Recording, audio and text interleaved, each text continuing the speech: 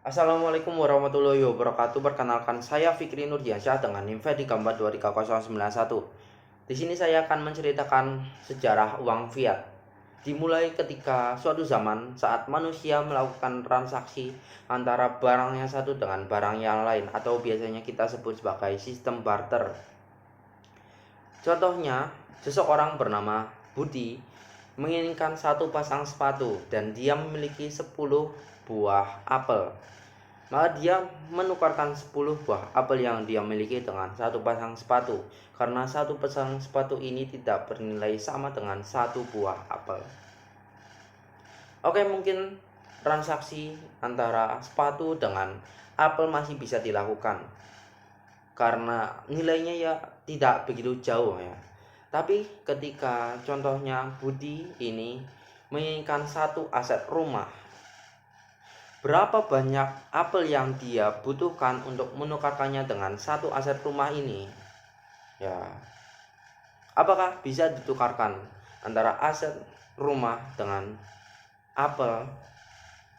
Ya, itu menjadi suatu masalah pada saat itu. Sampai suatu ketika manusia mulai menemukan logam mulia dan menjadikan logam mulia ini sebagai suatu alat tukar.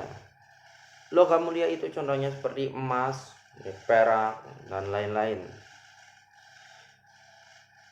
Logam mulia mungkin menyelesaikan masalah sebelumnya, yaitu tidak kesetaraan value dari barang satu dengan barang yang lain. Oke, tapi suatu masalah muncul lagi, yaitu contohnya ketika Budi ingin melakukan suatu perjalanan dan ingin membawa uang dengan jumlah yang banyak, maka dia harus membawa emas-emas yang dia miliki bersamanya saat perjalanan. Dan itu sangat-sangat tidak fleksibel ya, karena satu, emas itu berat, jadi menyusahkan kita untuk berjalan. Yang kedua, emas itu bentuknya itu cukup lumayan besar ya.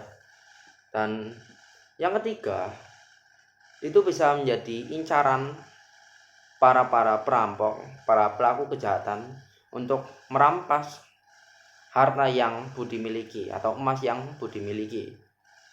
Karena kita bisa lihat ya, mana orang yang membawa emas yang banyak atau mana orang yang membawa emas yang sedikit, seperti itu.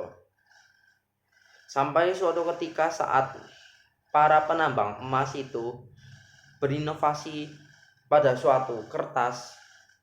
Kertas ini bukan sembarang kertas.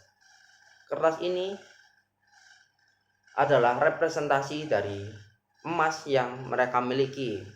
Jadi contohnya ketika saya memiliki 5 kilogram emas, maka saya menuliskan 5 kilogram emas ini pada kertas ini.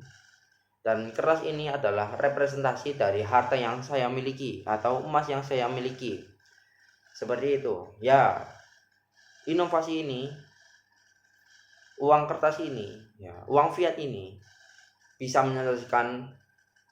menyelesaikan masalah yang sebelumnya. Dan inovasi ini berlangsung lama sampai suatu ketika pada abad ke-20, tepatnya di tahun 1971, saat negara Amerika itu lagi merdeka-merdekanya atau lagi kuat-kuatnya, dia membuat suatu peraturan atau suatu perjanjian yang dinamakan Bretton Woods.